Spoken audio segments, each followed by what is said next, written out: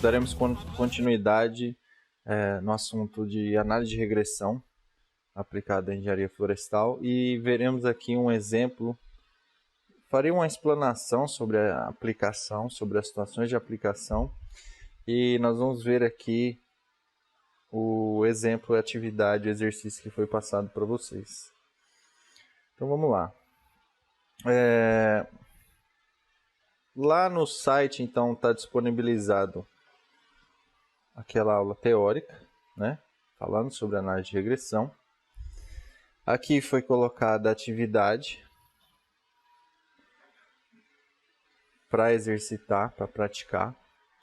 E nós vamos analisar essas informações, enquanto isso eu também vou fazer uma explanação sobre essa situação prática, tá? Então vamos lá. Lá na sala de aula vocês vão baixar essa planilha exemplo. Nessa planilha vocês têm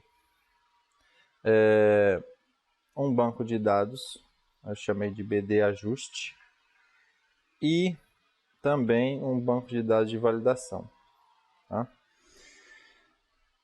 Então, se vocês pararem para analisar, esses valores estão ordenados pelo valor do DAP das árvores, tá? Do menor para o maior. E as árvores aqui, elas então se misturaram, né? Porque é aleatório. Mas ao todo são 100 árvores, sendo 70 árvores no banco de dados de ajuste e outras 30 árvores na validação. São árvores diferentes. Esses dados têm, então, os valores de DAP, altura total e volume total dessas árvores. Então vamos lá. A primeira coisa que nós temos que entender é para que o engenheiro florestal emprega, então, a análise de regressão. Nessa representação que temos aqui nós temos um polígono representando um talhão. Esses quadradinhos azuis representam, então, as parcelas ou as amostras da população, em que nós medimos nessa população 100% dos DAPs, parte das alturas e parte dos volumes.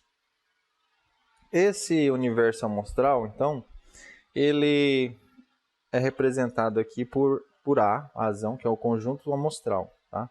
E U seria o universo amostral que representa toda a floresta. Então, nós queremos fazer inferência sobre toda essa floresta.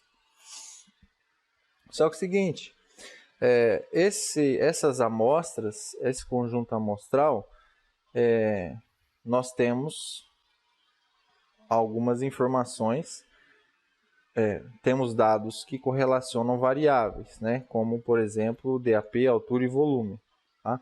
Então, nós temos uma subamostra aqui de A, tá? Um subconjunto de A. E desse subconjunto de A, nós pegamos esse subconjunto e dividimos 70% de ajuste e 30% de validação. Então, a gente tem essas árvores em que nós temos essas 3 informações para cada árvore. E nós queremos saber se existe uma maneira de estimar, por exemplo, eu tenho 100% dos DAPs nesse conjunto A, mas nem todas as alturas. Então, eu preciso estimar para o restante dessas alturas aqui, das árvores, a altura delas e o volume delas. Então, eu pego... Por que eu separo ajuste e validação? Porque essa validação representaria árvores que não fariam parte do conjunto amostral, representariam as árvores que são de fora desse conjunto, não foram usadas para análise de regressão, e seria um teste para verificar se eu consigo fazer boas estimativas do restante das árvores do povoamento. Então, repito, tem um universo, um conjunto A amostral das parcelas. Desse universo eu tenho um subconjunto que eu tenho todos os dados de DAP, altura e volume. E agora eu quero fazer inferências nesse subconjunto, separando 70% para ajuste e 30% para validação, para dizer se posso estimar para o restante da população usando essas equações que eu ajustei e validei. Então essa é a lógica por dentro aí dos processos de processamento de inventário florestal. Só que a análise de dados florestais e aí as técnicas de regressão, elas são... A estatística ela é complexa, porque cada situação, cada conjunto de valores de dados pode ter um comportamento diferente. Então, nesse exemplo que eu estou passando para vocês, que é um exemplo hipotético, nós teremos a situação mais simples. Por que a situação mais simples? Porque nós vamos ter uma situação que a análise de regressão linear, sem transformação de variável dependente, permitirá que a gente faça as inferências, faça o ajuste e a validação.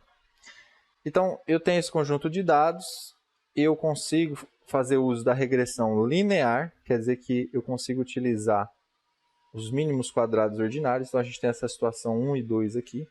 Nós vamos usar o modelo da reta e o modelo do volume aqui, que é um modelo linear múltiplo. Eu consigo fazer a regressão linear pelos mínimos quadrados ordinários. Se eu tivesse que usar um modelo como o de Schumacher, que é o mais comum para volume, que eu tenho que transformar e que o logaritmo do volume é igual a beta 0 mais beta 1 vezes logaritmo de DAP mais beta 2 vezes logaritmo das alturas, eu teria então um modelo transformado, e modelo linearizado, né? Porque o volume é exponencial do que está ali dentro. Nesses casos que eu faço a regressão com as variáveis transformadas, eu teria que recalcular todas as estatísticas. E nós não vamos entrar nisso agora. Muitas vezes esse modelo também não é adequado, eu tenho que entrar em regressão não linear, outras técnicas de regressão, para chutar os parâmetros e calcular as estatísticas para fazer as estimativas. E muitas vezes nem assim, nem as variáveis não se correlacionam e eu tenho que analisar a probabilidade de ocorrência de intervalos de valores, né, para variáveis contínuas.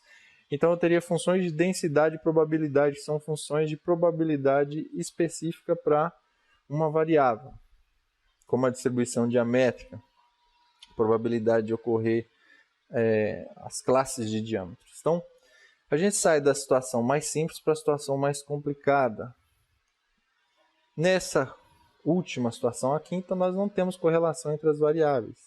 Já aconteceu comigo com relação à altura comercial, por exemplo, eu tenho que usar função de densidade e probabilidade para ver a probabilidade de ocorrência das diferentes alturas comerciais. Não conseguia correlacionar isso com nenhuma outra variável. Isso tende a crescer especialmente em povoamentos desbastados, tá? Quando entra desbaste, a gente altera as correlações, cai muitas vezes a correlação das variáveis. Porque eu estou excluindo os limites, por exemplo, desbaste por baixo exclui os limites inferiores, a correlação cai. Homogeneiza o povoamento. Especialmente para variáveis que têm maior variação como que tem menor variação como altura. Então, beleza. A partir de um modelo, que eu posso testar vários modelos, lá no Excel você pode rodar análise de regressão. Tá? Vamos lá na nossa planilha.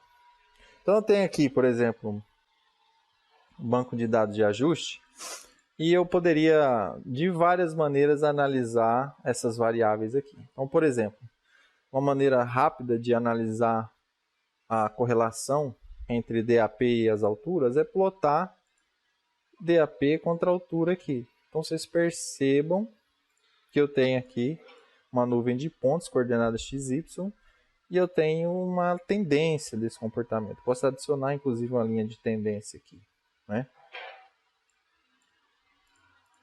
Então, uma técnica rápida no Excel aqui para fazer o ajuste de uma reta, né? Mas nós vamos fazer a metodologia completa. Aqui eu só ajustei rapidamente a reta. Mas perceba que eu já consigo verificar a correlação das variáveis aqui. Eu poderia fazer a mesma coisa tentando correlacionar, por exemplo,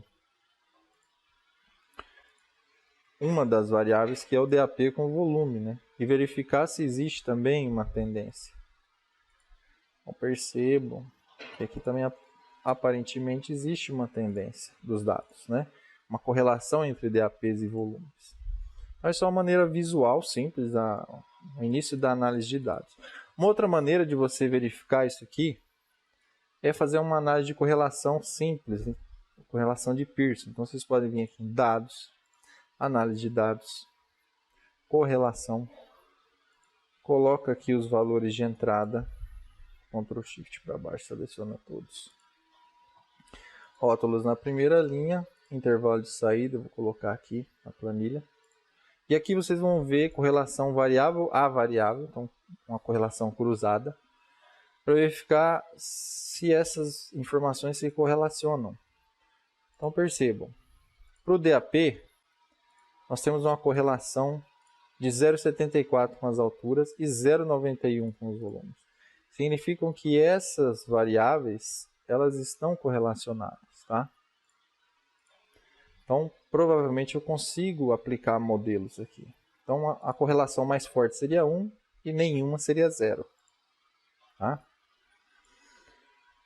Bom,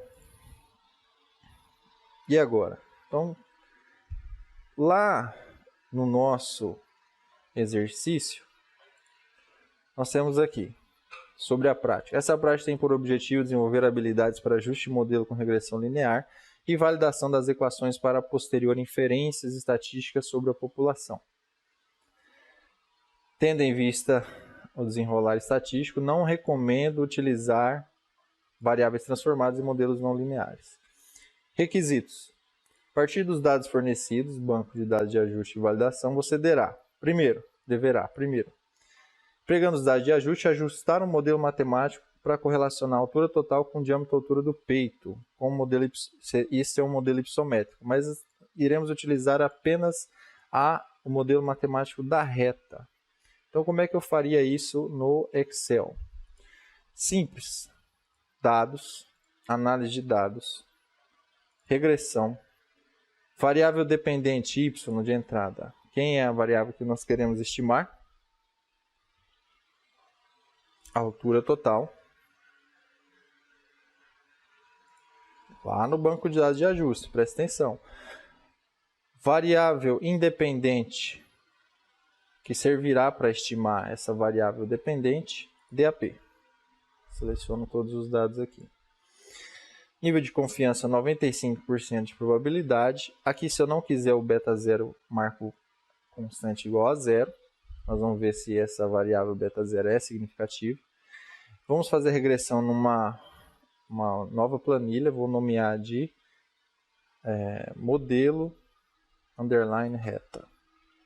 Eu não vou plotar os gráficos de resíduos aqui, tá? Então é isso. Ok.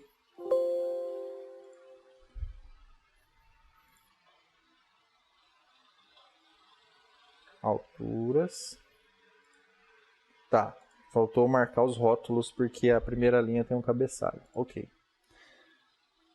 Aqui, o Excel fez todo o trabalho para a gente, gerando esse resumo estatístico. Isso aqui é o que nós iríamos discutir lá no slide. Então, aqui é a mesma coisa, essa regressão aqui, considerando o volume, tá? Beta 0. Então, seria esse modelo aqui, ó. Volume é igual a beta 0 mais beta 1 vezes DAP mais beta 2 vezes altura, que é o que está no exercício lá. Tá? São modelos lineares. Beleza. Então, aqui nós temos a regressão. E primeira coisa importante aqui. Teste de F é significativo. Aqui é a probabilidade de significância deste teste. Se eu deixar aqui um número, né, ele vai dar várias casas decimais de probabilidade. Por isso que é utilizada a notação científica ali, né?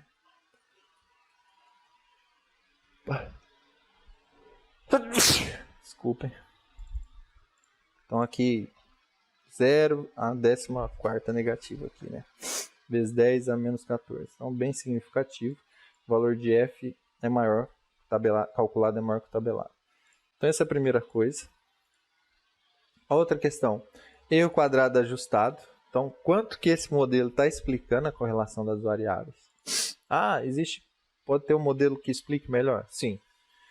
Mas não é o objetivo aqui ficar testando vários modelos. Erro padrão absoluto. Isso aqui é o erro absoluto, o erro médio absoluto. Então significa que aqui em média estou errando 1,5 metro. Se eu quiser em porcentagem, basta dividir pela média. Tá?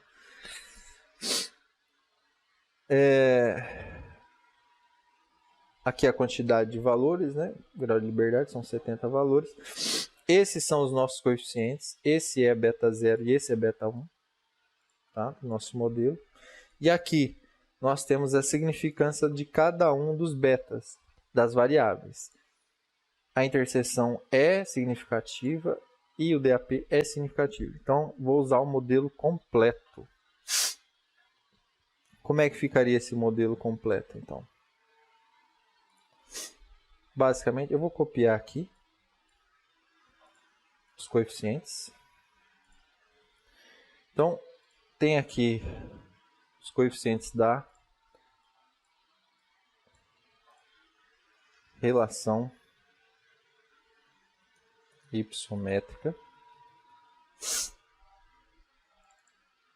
Tá?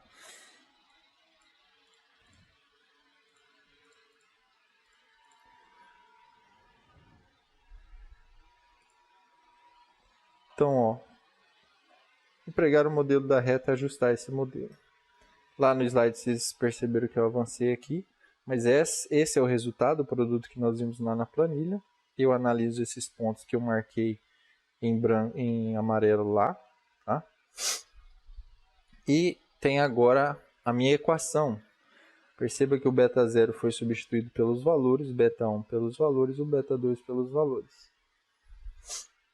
Então vamos lá. Eu quero estimar, então, geralmente a gente usa esse chapéuzinho como simbologia de variável estimada. Vou colocar aqui uma tonalidade azul. Então, eu quero estimar a altura, tendo a minha equação, que é beta 0, F4 para travar essa célula, mais beta 1 trava a célula, que multiplica para cada árvore o valor do seu DAP. Tá? Então, essa é a estimativa para a árvore 1, considerando DAP 10.6. E assim sucessivamente para 70 árvores ali. Tenho as estimativas.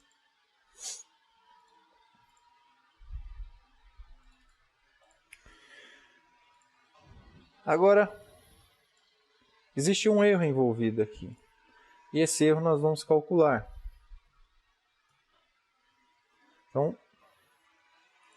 percebam, eu tenho uma equação, ela servirá para estimativa, mas eu tenho que verificar se, para os vários valores de DAP, se essas estimativas são, se tem uma boa tendência, se realmente os princípios estatísticos que foram debatidos na aula passada estão sendo atendidos. E uma das formas de analisar isso é o gráfico de resíduos. Eu tenho aqui o DAP e o erro em percentagem. Como é que é calculado o erro?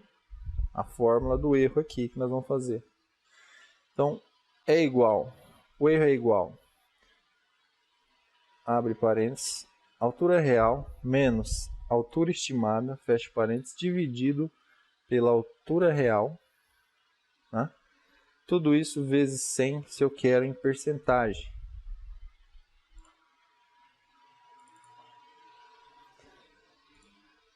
Se eu plotar agora, então, a variável estimada contra o erro, o resíduo, nós temos aqui o nosso gráfico de resíduo. Tá? Vou manipular aqui, formatar o eixo, colocar o intervalo de 15 a 30, tá? Para aumentar aqui, 17 a 29. O rótulo, colocar inferior, lá para baixo. Esses valores aqui eu vou excluir. Aqui o intervalo do erro, vou formatar também, vou deixar de menos 30 a mais 30. Então tem aqui a distribuição dos erros do resíduo, tá?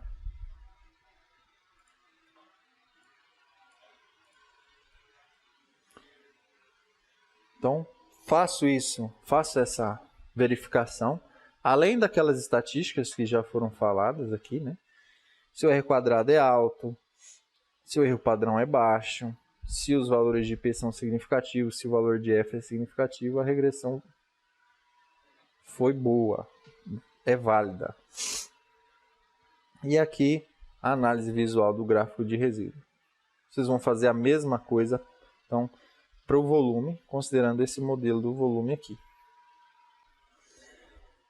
Tranquilo. Então, existe correlação entre as minhas variáveis, eu consegui fazer a regressão e gerar com esse modelo matemático, eu achei os coeficientes e agora eu tenho uma equação. Agora, resta saber uma dúvida. Para esse banco de dados, para esses dados que eu ajustei, será que essa equação faria boas estimativas para o restante da população, para árvores que não estavam nos dados de ajuste? Então é por isso que a gente precisa fazer a análise dos bancos de dados de ajuste, de validação. Tá?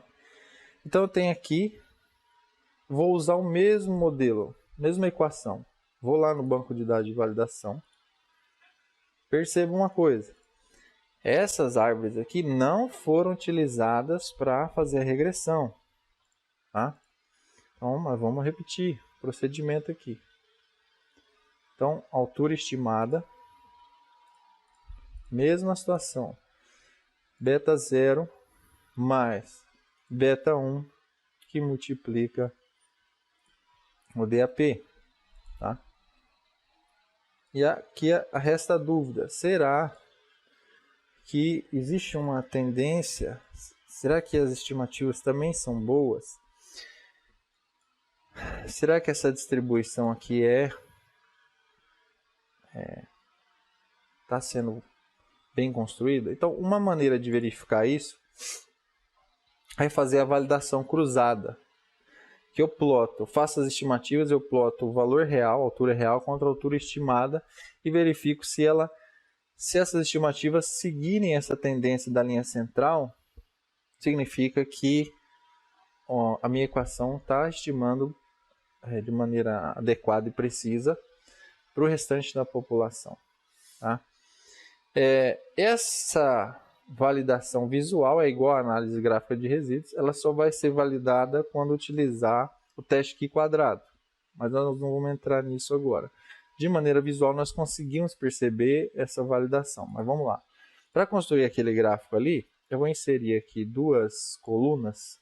Vocês podem inserir essas colunas utilizando um atalho que é Ctrl+. Tá, aqui, muito simples fazer esse gráfico. Eu vou copiar 2 vezes a coluna de altura real. Só que, para não bagunçar os meus dados aqui, eu vou fazer em outra planilha. Ctrl V. E aqui eu vou fazer o seguinte, eu vou ordenar as alturas da menor para maior. Expandir seleção. E aqui eu vou plotar altura contra altura. Tá? Inserir. Vou plotar uma linha. E aqui eu vou fazer o seguinte. Eu vou colocar um intervalo aqui que vai de 17 aqui também, mesmo intervalo, 17 a 27.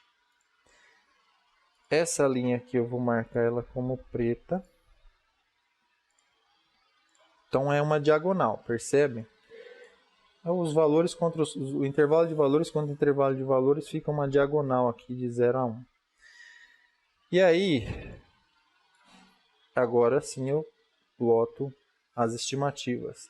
Só que eu vou alterar essa série de dados eu não vou usar linha, sem linha, eu vou usar opções de marcadores interno, bolas. Aqui eu vou formatar, vou deixar na mesma escala quadrada, 12 por 12. E percebam, tenho aqui um gráfico de validação idêntico ao que está lá na apresentação. Então esse é um teste de validação cruzada. Então eu tenho o valor real em x e o valor estimado em y, que é o que está aqui, tá? X é a primeira coluna e y a segunda coluna. Então eu respeitei, então minha equação ajustou-se bem aos meus dados de ajuste e também estimou bem, validou-se para os meus dados da população.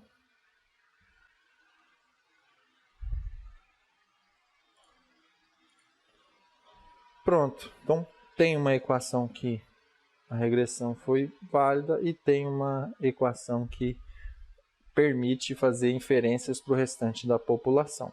Tá? Consegui concluir o meu trabalho.